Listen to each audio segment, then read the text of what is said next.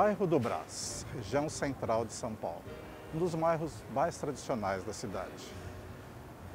Aqui, na verdade no início do século XIX, surgiram então várias chácaras.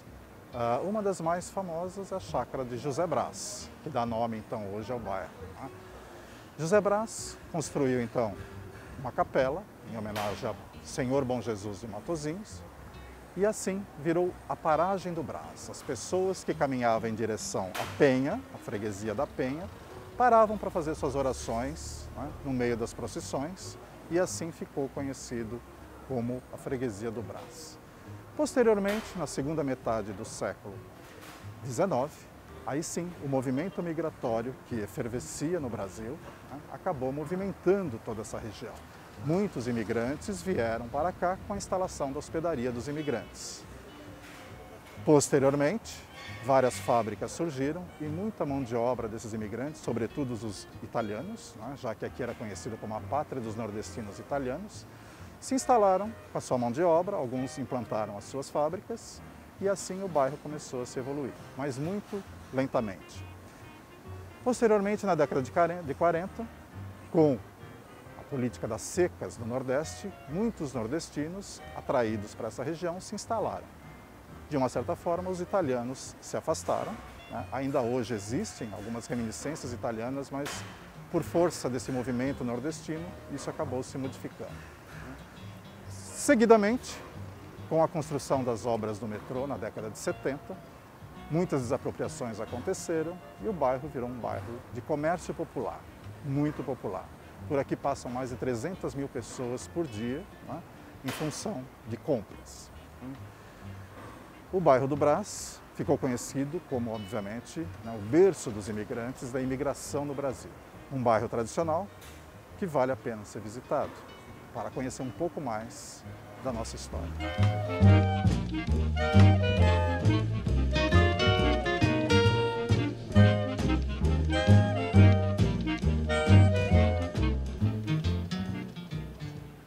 O Museu da Imigração é um dos melhores lugares do mundo para entender um pouquinho da formação desse povo brasileiro, esse povo multicultural e miscigenado. O Museu da Imigração ocupa o edifício onde funcionou, no final do século XIX, começo do século XX, a hospedaria de imigrantes. Através da Sociedade Promotora da Imigração, se começa a organizar a imigração no Brasil. Nós temos de considerar que, tirando os indígenas que aqui já estavam, todos os que vieram depois podem ser considerados, sim, imigrantes. Mas a grande imigração de que trata esse museu se refere à imigração provinda da necessidade de mão de obra para o café.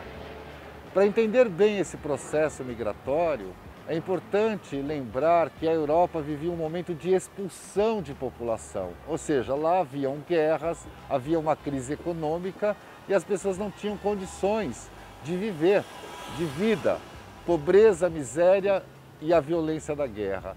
Em contrapartida, aqui no estado de São Paulo, mais precisamente, nós tínhamos a necessidade de mão de obra. Devido às leis abolicionistas e depois à própria extinção da escravidão no Brasil, a abolição, nós necessitávamos de mão de obra para a expansão da cultura cafeeira. Então, nesse panorama de a Europa precisando dispor de mão de obra e o Brasil necessitando de mão de obra, vai nascer uma imigração muito organizada, que nós chamamos da grande imigração. Para se ter ideia, por aqui passaram 70 nacionalidades, e mais de 2.500.000 imigrantes que vieram com suas famílias em busca de uma nova qualidade de vida. E muitos de nós, a grande maioria de nós, temos de alguma maneira um ancestral que é proveniente desses grupos que vieram para o Brasil nesse momento da história. O edifício em que é ocupado o Museu da Imigração, ele é um edifício que serviu a esse propósito, Ele foi uma das hospedarias de imigrantes no Brasil. Foi a segunda da cidade de São Paulo. A primeira funcionou no bairro do Bom Retiro. Esse aqui era um espaço de acolhida desses imigrantes que chegavam nos portos do Rio de Janeiro e de Santos e depois ficavam num período de no máximo 15 dias até que pudessem ser embarcados para o local de trabalho, que na grande maioria eram as fazendas de café no interior paulista. Sobre o prédio, ele foi construído entre os anos de 1886 e inaugurado no ano de 1887. E ele foi pensado, projetado com 2 pavimentos. Um pavimento inferior, onde estavam os escritórios, a agência de colocação de emprego, os ambulatórios médicos e ao fundo havia também um hospital de isolamento por conta de doenças infectocontagiosas.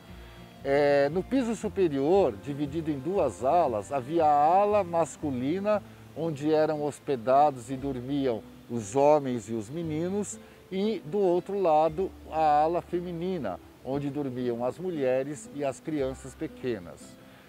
O edifício também conta com um grande jardim na área frontal para que eles pudessem tomar sol nos dias que eles estavam aqui. Então, passeios e jardins. Na área interna, os refeitórios, as salas de banho, onde eles faziam a higiene pessoal, e as áreas de serviço. Então, pensem que esse edifício ele foi projetado para abrigar simultaneamente 1.600 pessoas. Devido a isso, essa grande volumetria, esse prédio imenso que está aqui marcando a paisagem no bairro do Brás. Outro ponto importante preservado para a compreensão do processo migratório no estado de São Paulo é a existência ainda e preservação da Estação dos Imigrantes, que nós vemos aqui ao fundo. Cabe lembrar que esse imigrante chegava na hospedaria e daqui saía para o seu trabalho, para a fazenda que ele ia trabalhar, de trem. Então o trem era o transporte que escoava a produção do café, mas também ele teve uma importância muito grande no deslocamento desse imigrante recém-chegado ao Brasil. Não por acaso, a hospedaria de imigrantes foi construída no entroncamento das 2 principais estradas de ferro que atendiam a cidade de São Paulo. A estrada de ferro central do Brasil, que ligava São Paulo à então capital Rio de Janeiro, e a estrada de ferro Santos-Jundiaí, que ligava o porto ao início do interior paulista. Então, estar aqui e localizar a hospedaria, que era um ponto de passagem transitório para esse imigrante, entre essas 2 ferrovias, era uma maneira de facilmente deslocá-los da origem do porto até o local do seu futuro trabalho e residência, que eram as fazendas de café no interior do estado de São Paulo. O Museu da Imigração nos permite percorrer e entender um pouco do cotidiano desses imigrantes nesse tempo curto de permanência aqui na hospedaria. A começar, lembrando que eles chegavam na hospedaria de trens. A primeira providência era a triagem, em que as famílias eram separadas, em que eram conferidos toda a sua documentação, os passaportes, a autorização, para depois levar essas relações de nomes no registro, registrar a entrada deles aqui na hospedaria e depois levar essas relações para as agências de colocação, que seriam os escritórios que iam providenciar a contratação dessas famílias pelas fazendas de café no interior paulista. Nesse período de permanência, era um período também de recuperar esse imigrante daquela difícil viagem que foi feita da Europa até os portos do Brasil. Para isso, a hospedaria era dotada de ambulatórios médicos, e também de assistência odontológica. Então as pessoas passavam por consultas, os que estavam adoentados eram tratados, medicados. Havia também um espaço dedicado que era as salas de banho, a higiene. Então cortava-se o cabelo, faziam as atividades de higiene, e também a hospedaria oferecia alimentação. Era fornecido ao longo do dia 4 refeições, que era o café da manhã, o almoço, o café da tarde e o jantar. Também a hospedaria se preocupava com o entretenimento dessas pessoas. Então havia cinema, né, para que eles pudessem se recriar. Havia também os jardins e o passeio, para que eles pudessem tomar banho de sol, né, e fazerem atividades físicas, né? À noite todos eram recolhidos às alas do dormitório, sendo que mulheres e crianças ficavam numa ala, os homens e os meninos em outra ala do prédio. Então imaginem a hospedaria como um hotel. Claro que não era um hotel de temporada, né? Era uma hospedaria que funcionava muito bem no sentido de atendê-los para que fosse o melhor possível essa permanência deles até que eles pudessem se deslocar para o novo local de moradia e para o novo local de trabalho.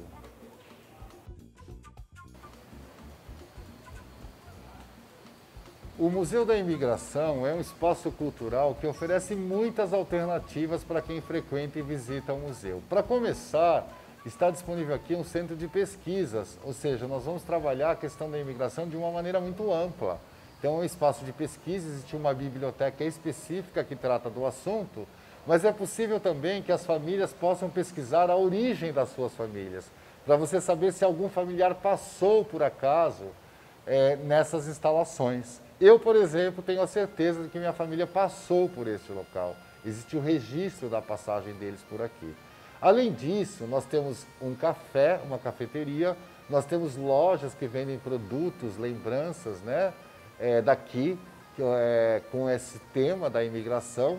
Nós temos também uma loja que faz fotografias de época, você pode se caracterizar com roupas de épocas e fazer fotos nesse cenário, que também nos remete a um tempo mais antigo. Nós temos também uma grande grade de eventos relacionados com as etnias, com as nacionalidades que passaram aqui, como, por exemplo, a Festa das Nações, em que todos os imigrantes, né, as nacionalidades que passaram por aqui, vêm demonstrar um pouco da sua cultura, né, da sua gastronomia, da sua dança, da sua arte. Enfim, o Museu da Imigração é um espaço cultural que nos permite entender e compreender, né, todo esse processo de miscigenação que é característico da formação do povo brasileiro. São as pessoas humildes que eu procuro, o sal da terra, por assim dizer. Aqueles que domaram o solo bruto e fizeram nele as sementes florescer. São estes que eu gosto de encontrar. Quando mergulhada na estrada da genealogia, e é apenas por orgulho que me deixo levar, refazendo seus passos para assim os imortalizar. Aqueles que buscam o passado com sonhos de glória, de encontrar heróis educados em cada história, não devem jamais se desapontar. Ainda que descobrirem que os humildes bisavós e tataravós tinham somente as estrelas para contemplar. Poema do imigrante, Felipe Monteiro.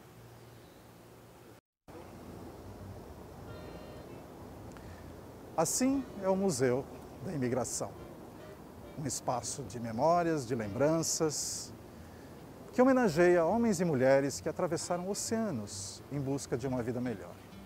Um lugar que registra, sem dúvida nenhuma, passado e presente, começo de novas vidas e, sem dúvida, as continuidades. Continuidades de origens, continuidade de vivências, continuidades de hábitos, passados de geração em geração. Mas o Museu da Imigração também é um lugar de encontros. Encontro com o passado, encontro com as outras origens, com os outros tempos, que contribuíram, de alguma forma, para o desenvolvimento de uma cidade e de um país. Venha visitar o Museu da Imigração e conhecer um pouco da sua própria história. O Museu da Imigração fica na Rua Visconde de Parnaíba, 1316, próximo à estação Bresser do metrô, e fica aberto de quarta a domingo, das 11 às 16 horas. Venham vivenciar um pouco da nossa história. Agradecemos pela sua atenção, nos vemos no próximo episódio.